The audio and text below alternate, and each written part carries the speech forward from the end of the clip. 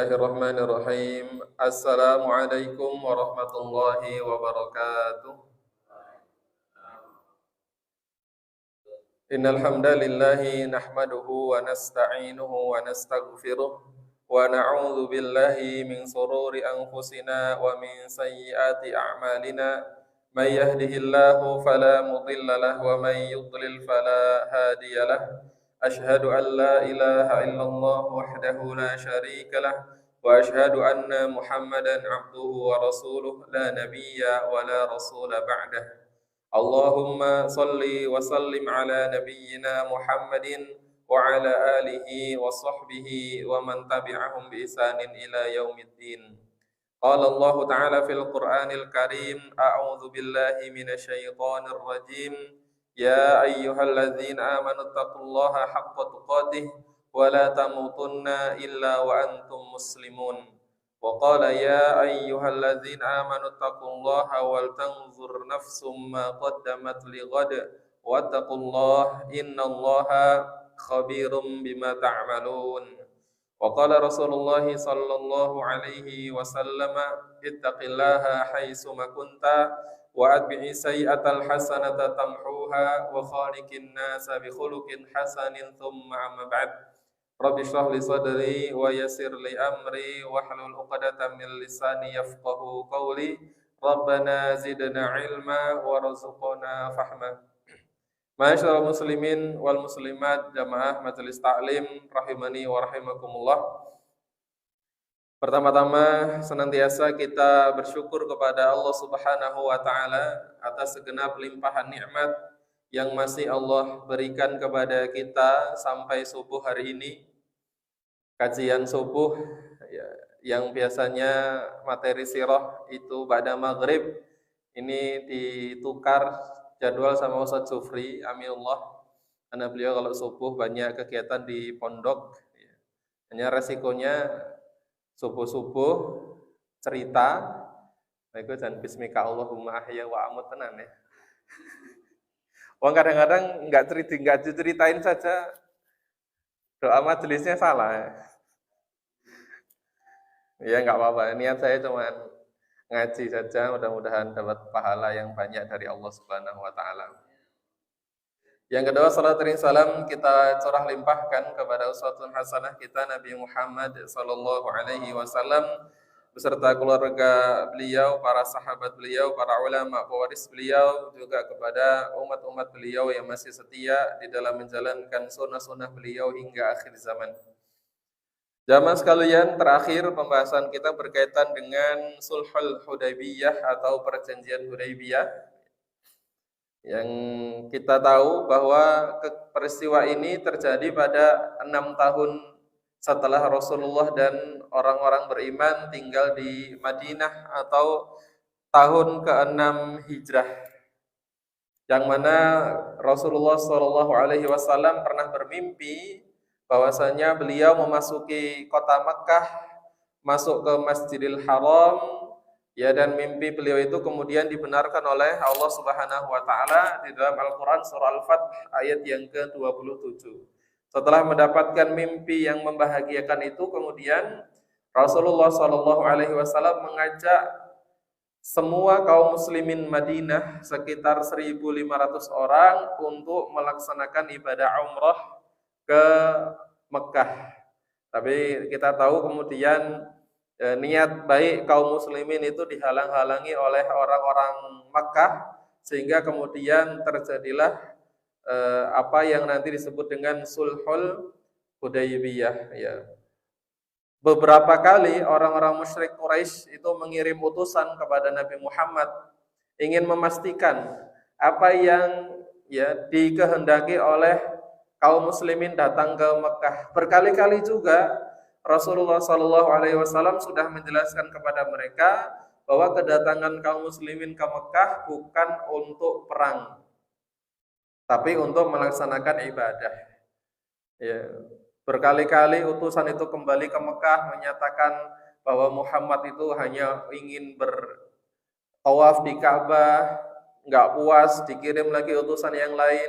Sampai kemudian Rasulullah SAW juga mengirim utusan kepada mereka.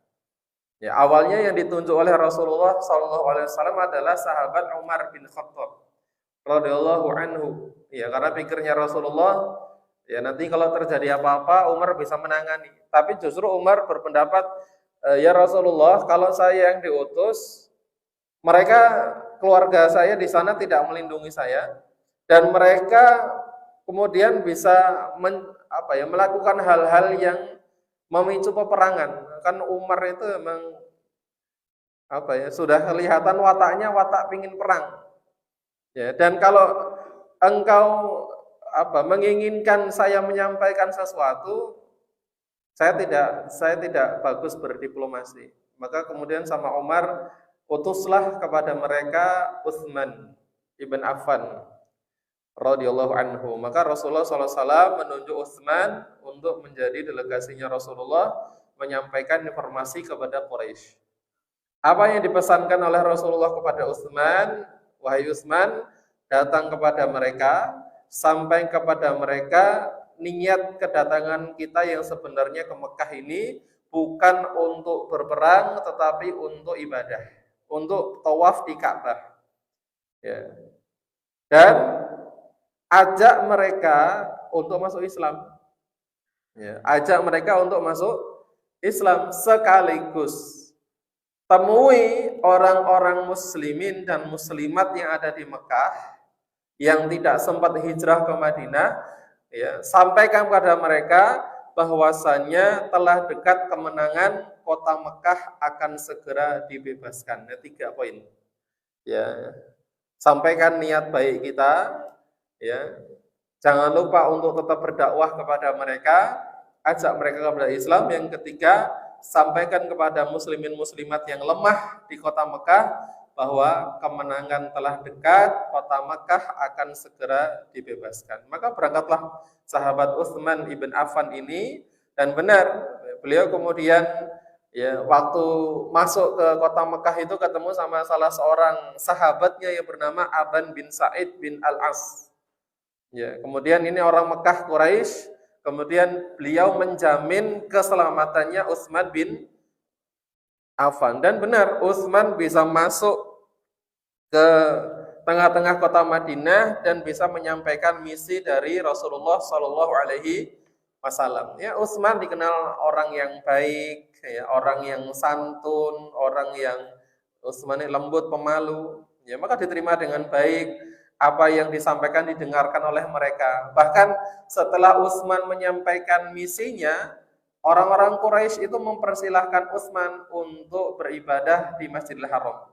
Kalau engkau ya Utsman ingin tawaf, silahkan tawaf. Kata Utsman ibn Affan, ya demi Allah, saya tidak akan bertawaf sebelum Rasulullah SAW melakukannya. Maka mereka menolak, ya, tidak bisa. Karena kalau Rasulullah sudah bertawaf itu artinya ya seluruh pengikutnya juga tawaf. Ya. Maka orang-orang Quraisy, para pembesarnya mereka itu setelah mendengarkan informasi dari Utsman, mereka segera mengadakan rapat internal. Ya, bahwa beberapa utusan kita datang kepada Muhammad membawa informasi yang sama dengan apa yang dibawa oleh Utsman. Berarti memang benar-benar mereka ini ingin tawaf, ingin ibadah, bukan ingin berperang. Maka mereka mengadakan rapat untuk membicarakan apa yang harus kita lakukan. Ya, apa yang harus kita lakukan. Nah, rapat mereka ini berlangsung beberapa hari, ya, dan Utsman belum boleh pulang karena belum ketemu hasil rapatnya. Ya, maksudnya mereka, Utsman tetap di Mekah, kami rapat dulu, nanti hasil rapat kami sampaikan kepada Utsman agar disampaikan lagi kepada Rasulullah. Ya. Maka karena Utsman ini tidak kunjung kembali kepada kaum muslimin. Biasanya ini utusan selesai menyampaikan misi, kemudian pulang membawa surat balasan, biasanya begitu. Atau langsung pulang nanti akan ada utusan dari mereka untuk membalas apa yang sudah disampaikan. Tapi ini beberapa waktu lamanya Utsman tidak kunjung kembali kepada kaum muslimin. Maka tersebarlah isu bahwasannya Utsman ibn Affan telah dibunuh oleh orang-orang Quraisy. Ya.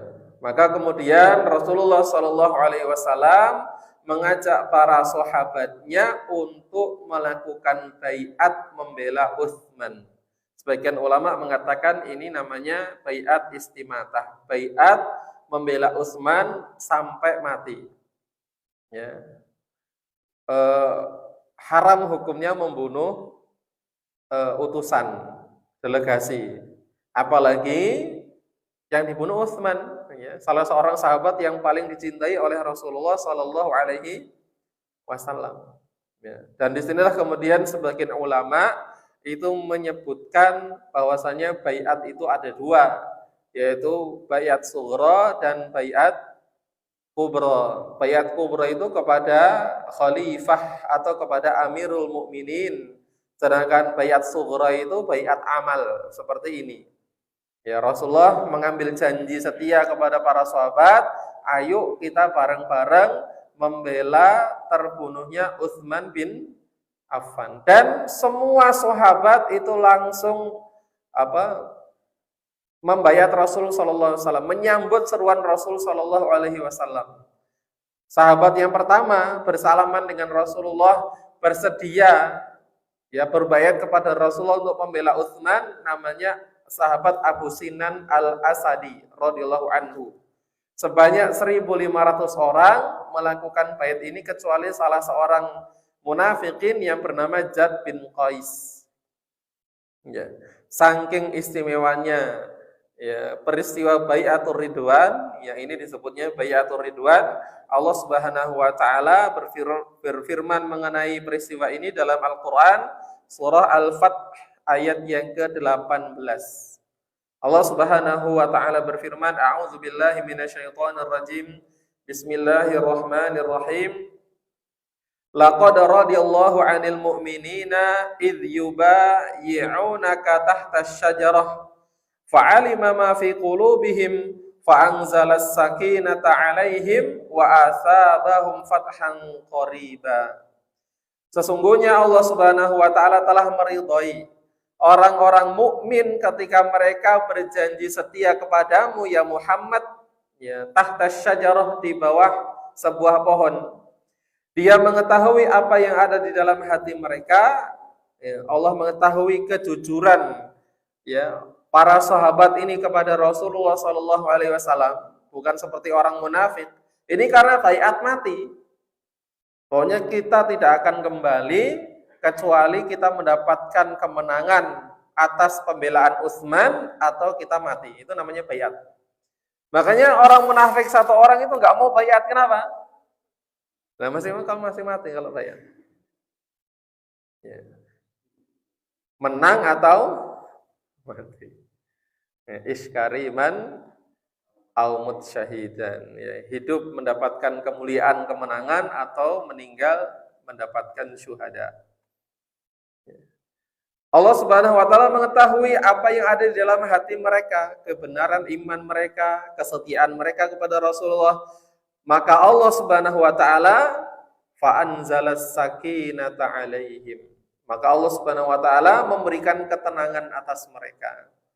Ya, wa asabahum fathan qariba, dan memberi balasan kepada mereka dengan kemenangan yang dekat. Ya, memberikan balasan kepada mereka dengan kemenangan yang dekat. Nah, para ulama itu menyebutkan berkaitan dengan para sahabat yang ikut di Baiatur Ridwan itu masuk dalam kategori as-sabiquna al-awwalun. Ya.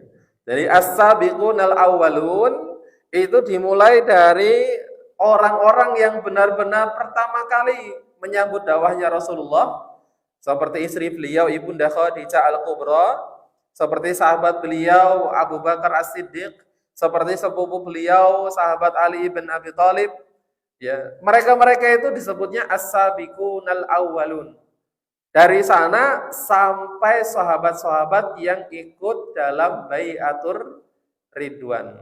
Orang yang beriman setelah kejadian bai'atur ridwan seperti nanti Khalid bin Walid, ya Amr al-As, itu mereka tidak termasuk dalam golongan as-sabiquna al-awwalun.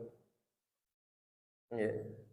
Jadi yang disebut dengan as-sabiqunal awwalun itu sekitar 1.500 orang.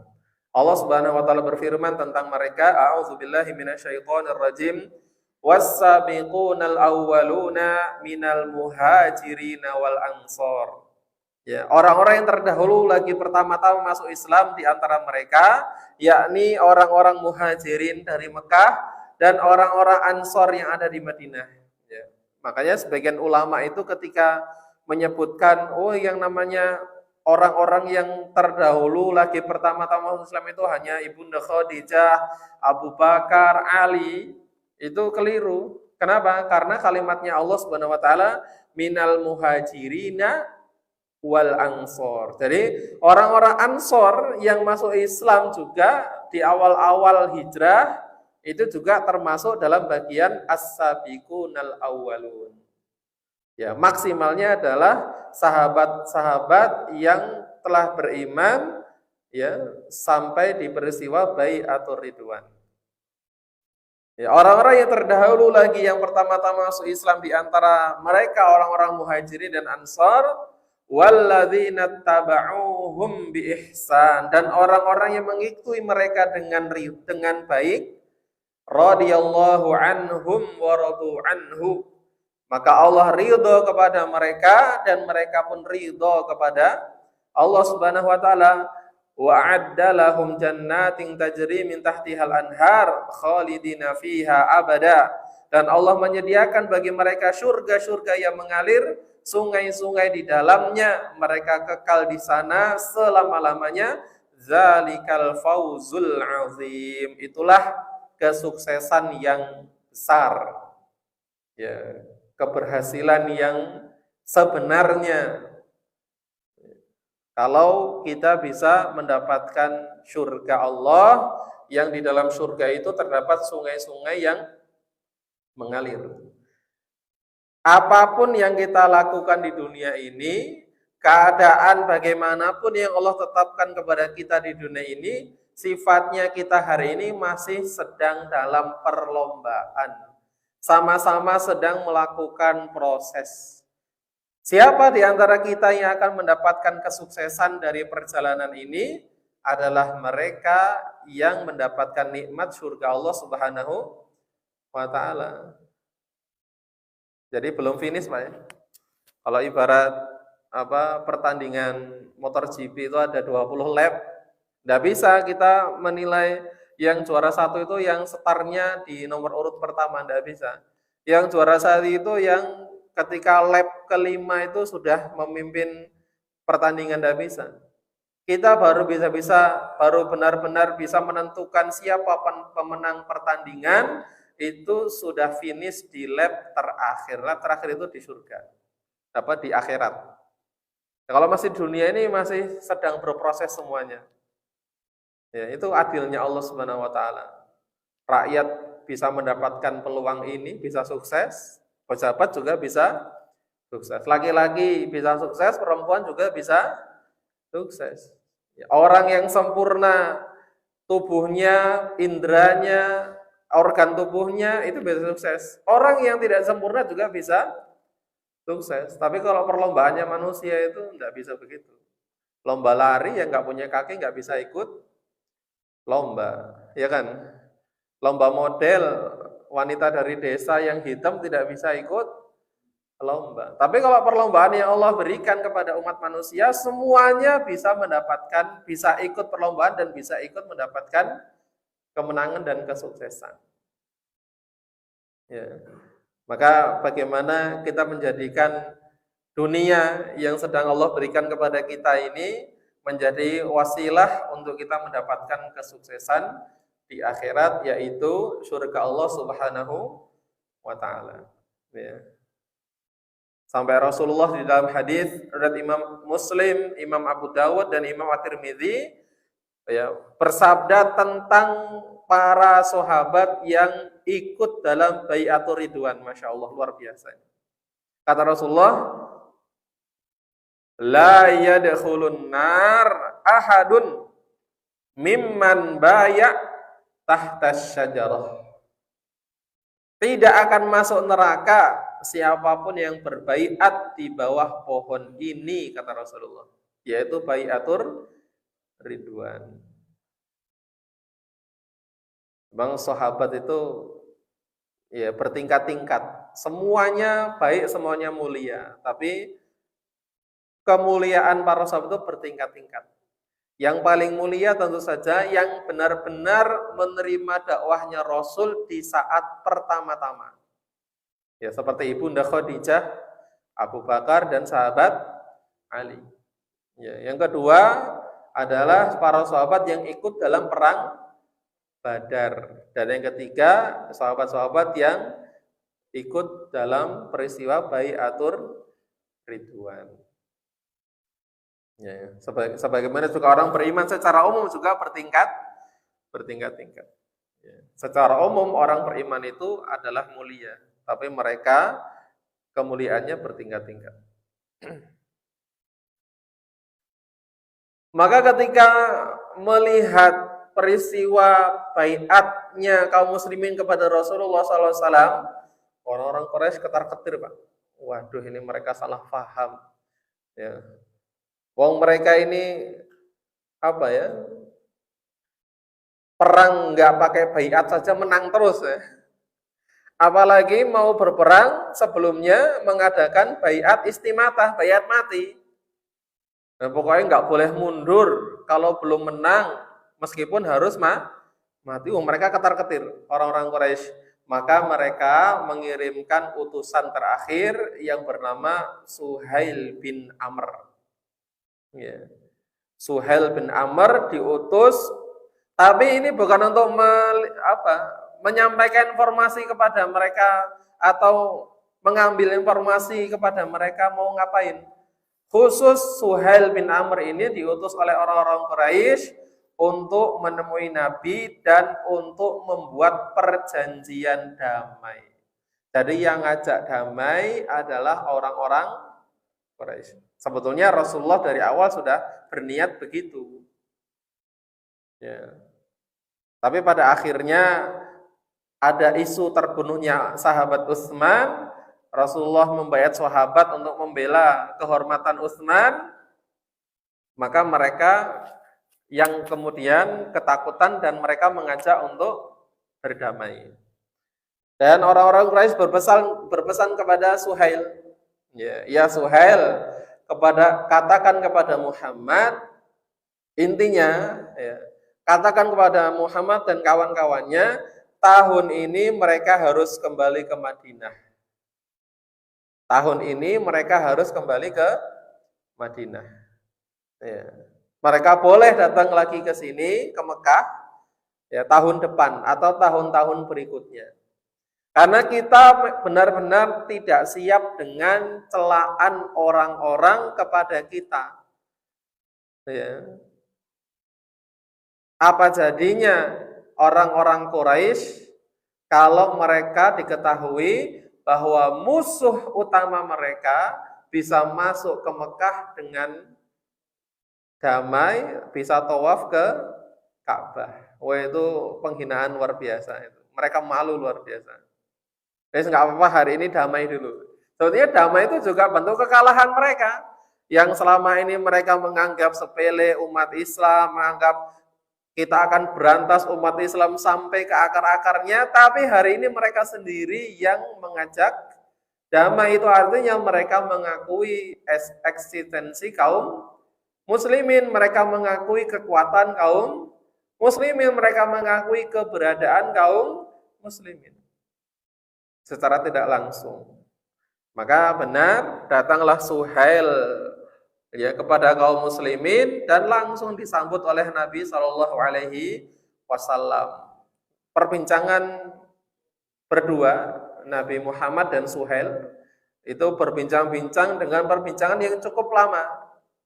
Ya, disaksikan oleh sahabat-sahabat di belakang Rasulullah Shallallahu Alaihi Wasallam. Kemudian terjadilah beberapa kesepakatan.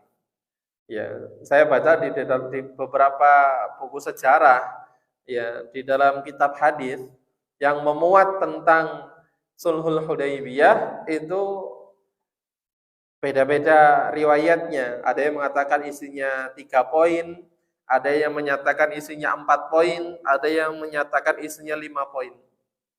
Tapi Syekh Shafiur Rahman Al-Mubarakfuri di dalam kitab Ar-Rahiqul Maktum menyebutkan bahwa setelah mengumpulkan riwayat-riwayat yang membicarakan tentang tentang Sulhul Hudaybiyah, beliau menyebutkan isinya secara global ada 4 poin. Kata Suhail, ya Muhammad, ya, umat Islam harus kembali ke Madinah sekarang, tahun ini. Dan mereka boleh masuk ke Mekah tahun depan. Ya. Mereka pun tahun depan kalau datang ke Mekah, maksimal hanya diperbolehkan 3 hari. Terus datang ke Mekah tidak boleh membawa senjata. Wah, Abu Bakar di belakang Rasul, wes ini ya, ini ngajak damai model apa kayak gini ya. Hari ini kalian pulang. Wah, itu bukan ngajak damai namanya, ngajak perang, meskipun kalimatnya ngajak damai. Tapi begitulah Rasulullah. Perang itu solusi terakhir kalau sudah tidak ada lagi cara selainnya. Maka kalau ada pilihan, Rasul tetap memilih damai. Ngapain sih ribut-ribut? Ya kan? Ribut-ribut itu nggak enak, capek. Ya, menghabiskan banyak harta, meninggalkan keluarga, bahkan bisa kehilangannya nyawa. Ya kalau Rasulullah, ya kalau Abu Bakar, ya kalau Umar, ya kalau Utsman, ya kalau Ali, sahabat-sahabat mulia itu senang perang. Tapi kaum muslimin yang lemah bagaimana?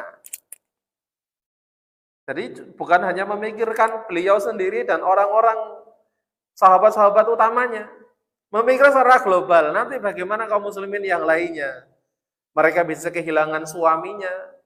Kalau sahabiah yang kuat imannya kuat, tapi kalau ada sahabiah yang imannya masih lemah, masuk Islam malah saya kehilangan suami, kan repot. Mikirnya sampai sejauh itu Rasulullah.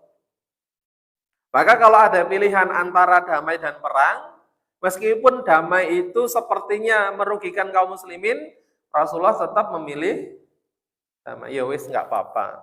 Tahun ini kami pulang, tahun depan baru kami datang lagi. Meskipun cuma 3 hari boleh tinggal di Mekah, dan meskipun kami tidak boleh membawa senjata. Waktu itu sahabat-sahabat, khususnya Umar itu sudah mulai merah mukanya ini. Ya Rasulullah kok dadak disepakati ya. Yang kedua, ya, kita sepakat bahwa kita akan melakukan gencatan senjata selama 10 tahun. Wah, sepakat nih, 10 tahun nih kita nggak boleh berperang. Ya, kita harus menjamin keamanan, kedamaian antara dua belah pihak selama 10 tahun. Setuju Rasulullah. Sahabat nggak setuju, Pak. Ya, selama ini mereka selalu buat keributan sama kita. Ini giliran kita sudah punya kekuatan bisa bales, malah 10 tahun nggak ngapa-ngapain. Lah sahabat ya. Apalagi Umar. Yang ketiga, setiap orang diberi kebebasan untuk memilih menjadi pengikutnya Nabi Muhammad SAW atau menjadi bagian kafir Quraisy. Dan benar, ya, dalam perjanjian ini kemudian kabilah Khuza'ah itu langsung bergabung ke barisan kaum muslimin. Meskipun mereka rata-rata masih musyrikin. Kenapa? Karena dari awal, dari zamannya paman Rasulullah, kakeknya Rasul Abdul Muthalib, Bani atau kabilah Khuza'ah ini merupakan sekutu utama Bani Hashim. Maka karena sudah ada perjanjian ini, bahwa setiap suku boleh memilih ingin bergabung kepada siapa. Ya, maka kabilah Khuza'ah bergabung kepada muslimin, sedangkan Bani Kinanah itu tetap bersama dengan orang-orang musyrikin Mekah. Yang keempat, ini yang paling membuat marah sahabat-sahabat, terkhususnya Umar ibn Khattab radhiyallahu anhu. Ya, perjanjian keempat, siapa saja yang mendatangi Muhammad ke Madinah dari pihak Quraisy, maksudnya dia masuk Islam, dia orang Mekah, masuk Islam, kemudian dia hijrah ke Madinah tanpa seizin walinya, maka wajib dikembalikan ke Mekah lagi. Tetapi tidak sebaliknya. Jika ada yang datang kepada mereka dari Madinah, berarti murtad, maka wajib tidak dikembalikan lagi ke Madinah. Siapa yang mu'alaf dari Mekah, kemudian ingin hijrah ke Madinah, ya mesti nggak betah Pak, orang mukmin tinggal di Mekah itu. Ya, tidak bisa beribadah dengan tenang, ya kan? Melihat kemusyrikan, melihat kerusakan, menyembah berhala, itu orang beriman nggak mungkin betah begitu. Tapi juga nggak bisa ngapa-ngapain, ya mendingan pindah. Tapi kalau itu terjadi, setelah perjanjian ini, orang seperti itu wajib dikembalikan lagi ke Mekah. Tapi sebaliknya itu bukan seperti yang tadi. Kalau ada orang dari Madinah, orang beriman, ingin balik ke Mekah kumpul lagi sama keluarganya, dia murtad, maka wajib tidak dikembalikan. Dia tetap harus tinggal di Mekah. Umar ini sudah tambah merah lagi mukanya. Jangan disepakati ya Rasulullah. Jangan disepakati ya Rasulullah. Rasul, baik kalau gitu, sepakat. Sepakat sama Rasulullah. Masya Allah. Setelah poin itu dibicarakan, Rasulullah SAW memanggil Ali. Untuk apa? Untuk menulis perjanjiannya. Ini Rasul sudah ngajari ya. Apa-apa itu kalau hubungannya sama sesama manusia, itu tetap harus tertulis. Oh ya. Tertulis. Bukan ini masalah, bukan enak, nggak enak. Kayaknya nggak percaya banget sih sama sesama ikhwan. Ya muamalah sama ustadz saja harus ada perjanjian. Enggak. Ini memang ajaran syariat. Agar kalau terjadi apa-apa di belakang, kita kan nggak tahu apa yang akan terjadi di belakang. Maka faqala Nabi sallallahu alaihi wasallam li Aliin, beliau memanggil sahabat Ali. Ya, uktub. Ya Ali, tulislah. Kenapa kok Ali suruh nulis? Karena Rasulullah tidak bisa menulis. Maksudnya kita tulis perjanjian ini di atas kertas, kita tanda tangani kedua belah pihak. Ya, Ali datang, ya Ali, uktub bismillahirrahmanirrahim. Wahai Ali, tulis di atasnya kata-kata bismillahirrahmanirrahim. Ya, Rasul mengajar kita, semua perkara yang tidak diawali dengan bismillahirrahmanirrahim, kata Rasulullah, terpotong dari keberkahan. Ya, mau apa-apa memulai segala sesuatu dengan bismillah. Qala Suhailun. Maka ketika Rasul berkata begitu sama Ali, Suhail ngomong, "Amma bismillah, kami tahu. Kami tahu kata-kata dengan menyebut nama Allah. Ya. Fama nadri ma bismillahirrahmanirrahim, tapi kami tidak tahu apa itu Ar-Rahman, apa itu Ar-Rahim. Walakin uktub ma na'rifu bismika Allahumma." Maka tolong jangan tulis lagi bismillahirrahmanirrahim, tapi tulislah apa yang kami ketahui, yaitu bismika Allahumma. Dengan menyebut namamu, ya Allah. Mereka kan sekali lagi ya, Orang-orang Quraisy itu kalimat Allah itu biasa, karena itu sejak zaman Nabi Ibrahim.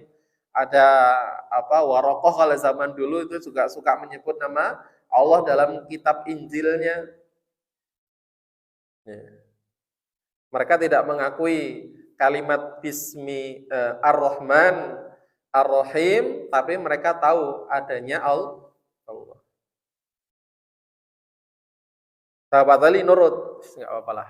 Dihapus Ar-Rahman Ar-Rahim, kan belum ditulis ya, ditulis Bismika Allahumma. Faqala, kemudian Rasul berkata lagi kepada Ali, uktub min Muhammadin Rasulillah. Tulis lagi ya Ali, ini adalah perjanjian yang dibuat oleh Muhammad Rasulullah. Qalu, Suhail ngomong lagi, lau alimna, kalau kami tahu kamu itu Rasulullah, lattaba'naka, kami pasti mengikuti kamu, kami pasti beriman kepadamu. Lah buktinya kita mengadakan perjanjian ini karena kami tidak mengakui bahwa engkau ini utusannya Allah. Walakin uktub ismaka wasma abika. Cukup tulis namamu dan nama bapakmu di belakang. Muhammad bin Abdul. Nah yang kedua ini Nabi ngomong sama Ali, ya Ali, kata-kata Rasulullah dihapus, ganti Ibn Abdullah. Ali nggak mau. Enggak ya Rasulullah. Wis kadung jengkel tenan pokoknya pisan. Wis isine ora bener, ya nulis Bismillahirrahmanirrahim ora oleh. Pas ya menulis nama kekasihnya Rasulullah ini juga nggak boleh, dan Rasul ya setuju gitu. Rasul setuju. Apa kata Ali? Rasulullah mengatakan, fa'amara aliyan ayyam haha. Wahai Ali, hapus kata-kata Rasulullah. Faqala Aliyun. Maka Ali berkata, la, wallahi la amhaha. Tidak ya Rasulullah, demi Allah, saya tidak akan mau menghapusnya. Kemudian Rasulullah SAW, arini, tunjukkan kepadaku di mana tempat tulisan Rasulullah. Rasul kan nggak bisa nulis, nggak bisa baca, nggak tahu. Ya. Fa'arahu makanaha. Maka Ali mengatakan ini kata-kata Rasulullah. Maka Rasul SAW menghapus kata itu dengan tangannya sendiri. Dihapus sama Rasul, diganti Muhammad ibnu Abdullah. Wah, itu menjadikan para sahabat itu kalah kita. Ya, kalah kita sama orang-orang Quraisy. Ya, kesedihan para sahabat. Sampai nanti pas pulang ke Mekah itu di tengah jalan para sahabat itu tidak mau diperintah sama Rasul, disuruh memotong hewan, nggak mau, disuruh motong rambut, bertahalul, nggak mau. Sahabat itu jengkel tapi nggak berani durhaka sama Rasul, cuman jengkel sama orang-orang Quraisy tadi. Ya. Dan nanti kajian kalau para ulama itu tentang hadis ini sangat luar biasa. Kadang-kadang kita ya harus mengalah ya, untuk mendapatkan kemenangan. Dan kadang-kadang formalitas ya sudah dihapus kata-kata Ar-Rahman Ar-Rahim. Ya sudah nggak usah mengenakan kata Rasulullah. Yang penting damai. Ada kemaslahatan yang lebih besar. Bagi para sahabat, menghapus kata Rasul itu perkara luar biasa.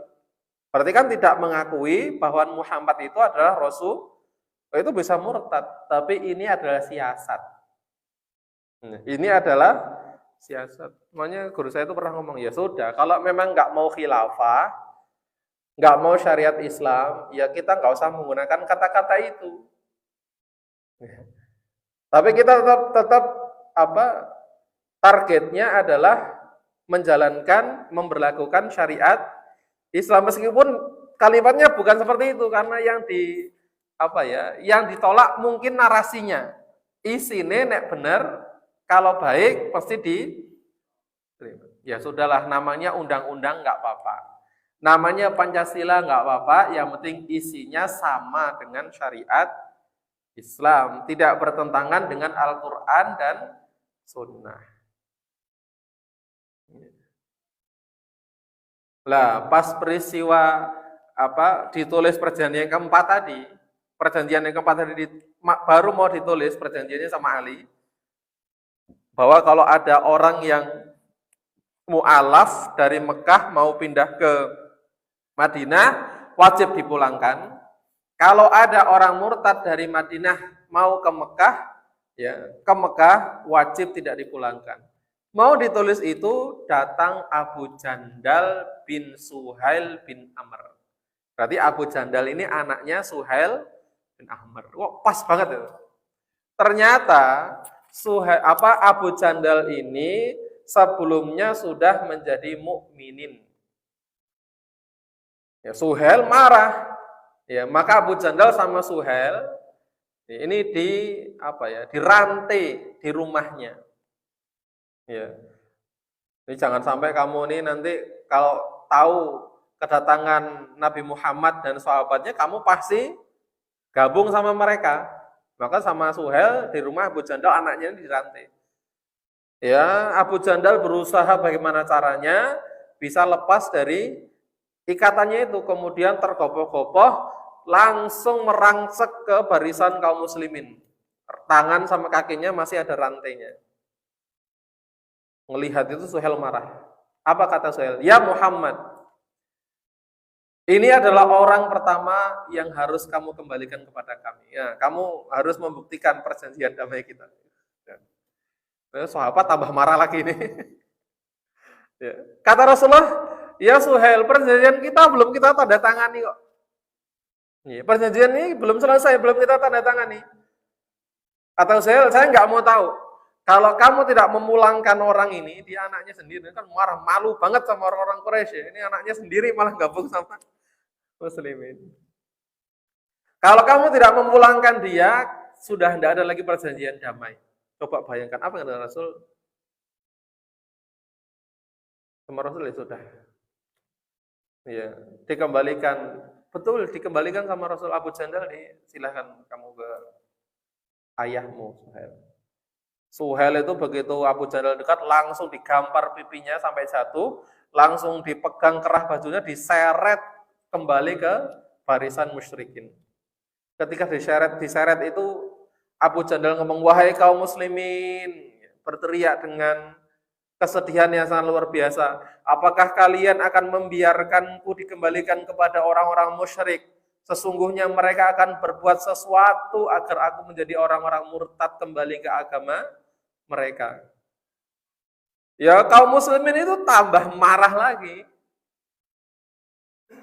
Tapi Rasul datang mendekati Abu Jandal yang sedang diseret itu. Wahai Abu Jandal, bersabarlah dan berharaplah pahala dari ujian yang menimpa kamu ini kepada Allah Subhanahu wa taala. Sesungguhnya Allah akan memberikan kebahagiaan dan jalan keluar untuk engkau dan untuk orang-orang yang lemah seperti dirimu. Ya, masalahnya kita dan mereka telah mengadakan perjanjian, dan setelah kita sepakati dan kita sebagai muslimin, mukminin tidak mungkin mengkhianatinya. Umar nggak terima. Umar langsung lari mendekati Abu Jandal. Kata Umar, wahai Abu Jandal, bersabarlah. Mereka hanyalah orang musyrik yang darah mereka sama dengan darahnya anjing, kata Umar. Saat itu Umar itu sambil menghibur Abu Jandal, Umar itu mendekatkan gagang pedangnya kepada Abu Jandal. Kata Umar dalam hati berbenah, saya berharap Abu Jandal mau mengambil pedang saya, kemudian membunuh ayahnya sendiri. Tetapi ternyata Abu Jandal tidak mau melakukannya. Meskipun nanti pada akhirnya Abu Jandal ini masuk Madinah. Pada akhirnya. Ya. Jadi kita bisa bayangkan itu. Dari pertama kali mereka ngajak damai, itu isinya sudah nggak menyenangkan. Setiap poin isinya itu merugikan kaum muslimin. Sudah ada peristiwa-peristiwa setelah itu juga yang menyakiti kaum muslimin. Nggak boleh nulis asma Allah Ar-Rahman Ar-Rahim, nggak boleh nulis Rasulullah. Ya, ada Abu Jandal ingin gabung, nggak boleh. Ya. Sahabat itu sangat sedih sekali. Maka setelah peristiwa perjanjian itu selesai, Rasul Sallallahu Alaihi Wasallam berkata kepada para sahabat, ya, qumu fanharu. Wahai para sahabatku, sudah berdirilah kalian, ayo kita melaksanakan ibadah kurban kita dan bertahallul. Ayo kita potong hewan-hewan kurban kita gundul kepala kita potong rambut kita kemudian balik pulang ke Mekah. Apakah ini ceritakan sama Ummu Salamah. Kata Ummu Salamah, ketika Rasul Shallallahu Alaihi Wasallam memerintahkan sahabat, wahai para sahabat, bangkitlah kalian, sembelihlah hewan kurban kalian dan cukurlah rambut kalian. Kata Ummu Salamah, demi Allah, tidak ada satu pun dari sahabat-sahabat Nabi yang berdiri mengikuti perintah. Padahal Nabi mengulangi perintahnya itu sebanyak 3 kali. Enggak pernah terjadi sebelumnya. Ini karena saking kecewa dan sakit hatinya para sahabat terhadap perjanjian yang dikerjakan oleh Rasulullah dan Suhail bin Amr. Maka setelah melihat tidak ada yang mengerjakan perintahnya Rasul SAW, beliau masuk ke dalam kemah, nguring-nguring ya bahasa kita. Ya. Maksudnya beliau curhat sama istrinya. Saya itu sudah mulai tidak dihargai sama sahabat-sahabat saya. Kan di dalam tenda itu ada Ummu Salamah. Itu giliran Ummu Salamah mendampingi Rasul SAW dalam safar. Kata Ummu Salamah, ya Rasulullah, apakah engkau ingin mereka melakukan hal yang engkau perintahkan? Kata Rasul, iya. Ya minimal apa yang sudah kita bawa tetap kita laksanakan. Kita sudah bawa dari Mekah hewan-hewan kurban, ya sudah, kita korbankan saja. Apa kata Ummu Salamah? Sudah, engkau keluar saja dari kemah ini, engkau tidak perlu berbicara sepatah kata apapun kepada siapapun. Engkau cukup mulai saja menyembelih hewan kurbanmu dan panggil tukang cukur untuk memangkas rambutmu. Kalau dengan lisan, dengan perintah lisan tidak mau, tidak bisa, sudah berikan contoh dengan perbuatan. Ini saran dari istri luar biasa. Ini istri ini memang harus pinter gini. Ya, jadi bisa memberikan saran yang baik kepada suaminya. Maka ketika para sahabat, kata Ummu Salamah, melihat sendiri Nabi memotong hewan kurbannya, dicukur rambutnya, maka para sahabat kemudian berdiri menyembelih kurban dan mencukur rambut mereka. Jadi kadang-kadang bahkan mungkin malah lebih banyak terjadi bahwa dakwah dengan percontohan perilaku, tindakan secara langsung itu lebih baik, lebih ada hasilnya daripada dakwah dengan lisan. Tadi malam itu di kampung saya ada kegiatan. Ya, karena maaf ya. Saya sih nggak ada masalah dengan masyarakat kampung sama organisasi yang terbesar di Indonesia itu nggak ada masalah sama sekali. Tapi ya mereka yang menganggap ada masalah, ngundang kayak jauh-jauh itu, ya jauh-jauh 15 juta anggaran cuma untuk ngomongin beberapa orang yang tidak disenangi. Itu banyak kawan-kawan yang WA buat status itu, yang muring-muring, muring-muring sama saya. Saya ngomong lah, ini lumayan untuk hiburan kita setahun sekali. Ya isunya cuma bodoh-bodohin orang, ngelek-ngelek orang sama ngelucu. Ya untuk refresh lah setahun sekali. Beliau itu datang ke sini cuma setahun sekali. Yang membersamai orang-orang di kampung ini ya kita setiap hari-harinya. Jadi nggak usah repot. Ya, jadikan saja ini hiburan tahunan, ya kan. Kita tetap ngajar ngaji anak-anak, bina risma, ngisi ibu-ibu, ya bapak-bapak, masjid kita isi, ada kajian-kajian bapak-bapak, ibu-ibu. Kalau kita disuruh ngisi-ngisi, kita setiap hari membersamai mereka, kita berikan teladan perbuatan yang baik kepada mereka.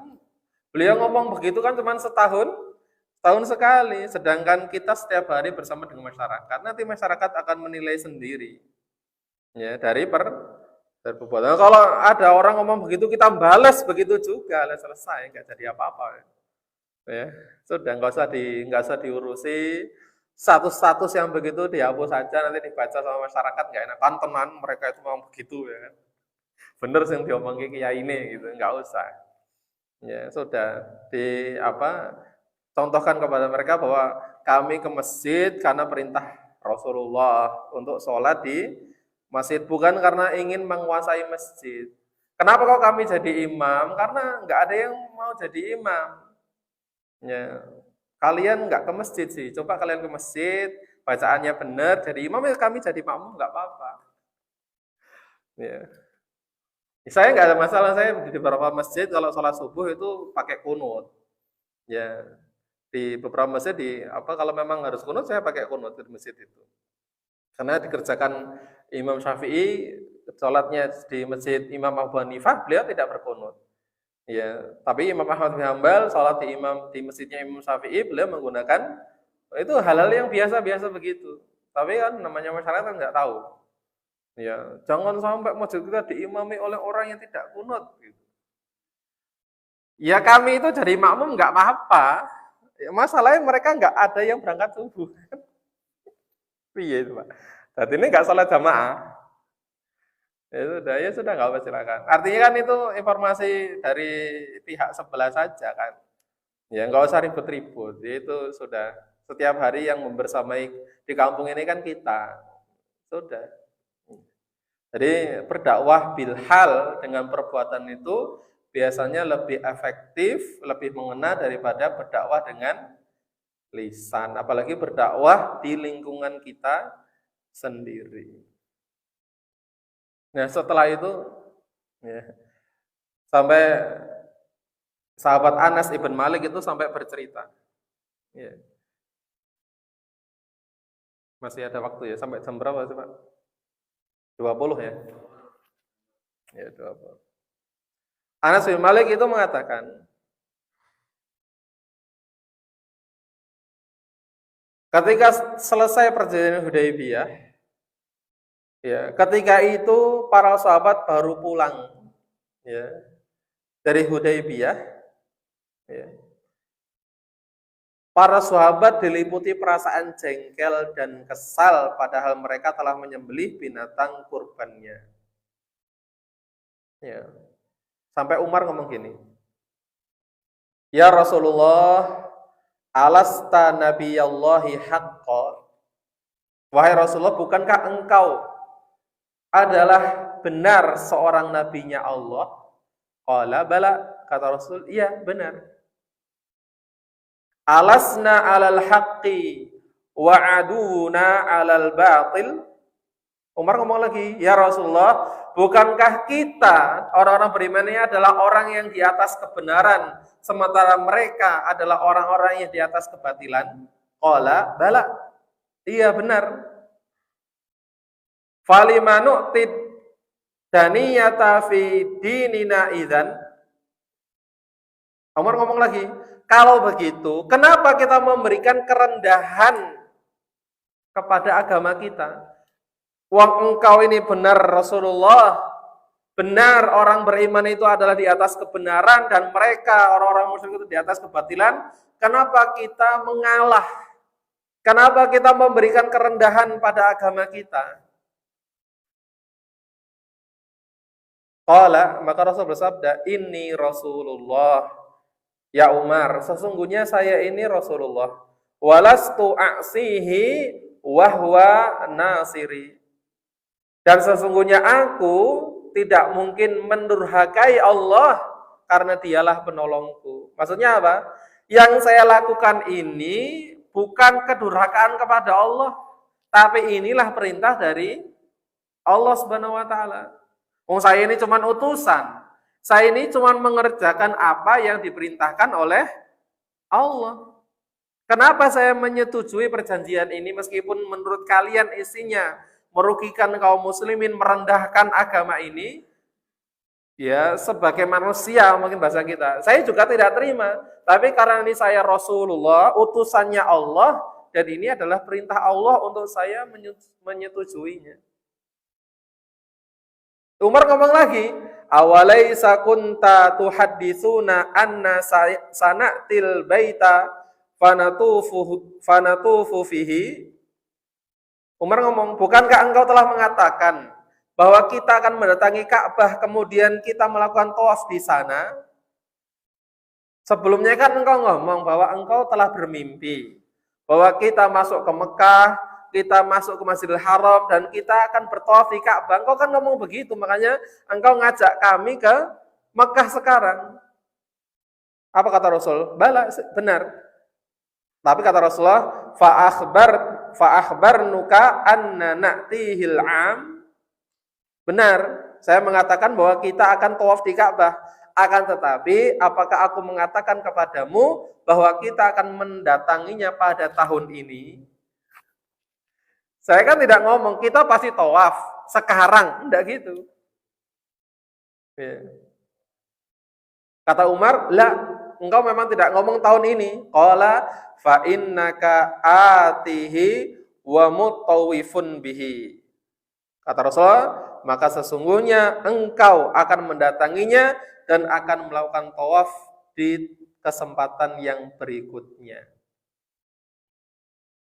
Ini maksudnya kita ini kayak apa ya? Kayak orang lemah saja. Kita ini kayak di atas kebatilan. Kita ini kayak orang yang salah gitu.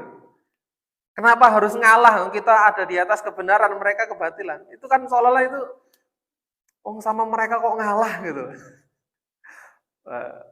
Jadi para sahabat itu tidak bisa mengetahui apa yang diketahui oleh Rasulullah SAW.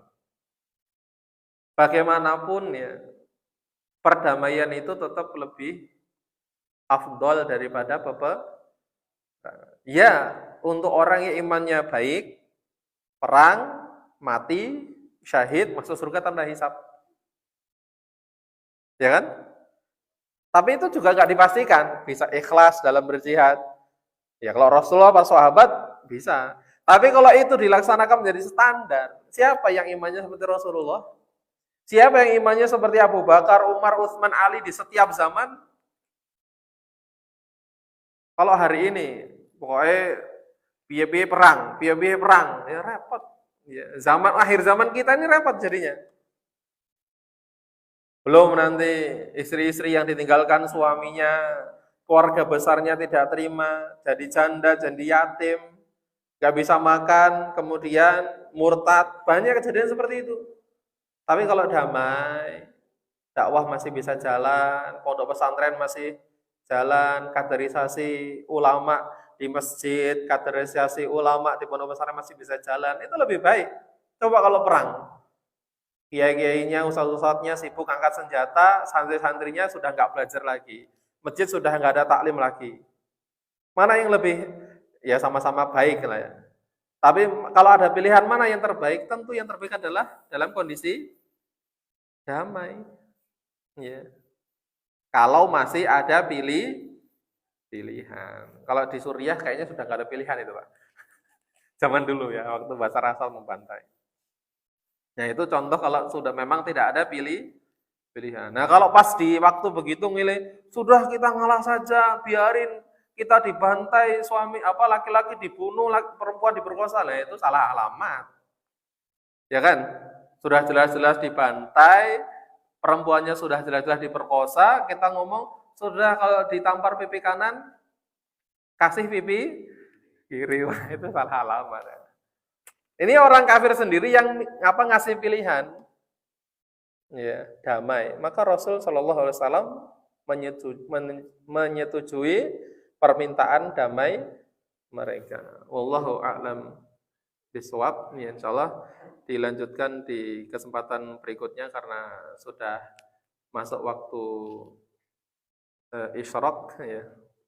Semoga ada manfaatnya apa yang kita bahas pada kesempatan subuh hari ini, dan kita kembalikan kepada pembawa acara. Akhiru da'wana walhamdulillahirabbil alamin. Wassalamualaikum warahmatullahi wabarakatuh.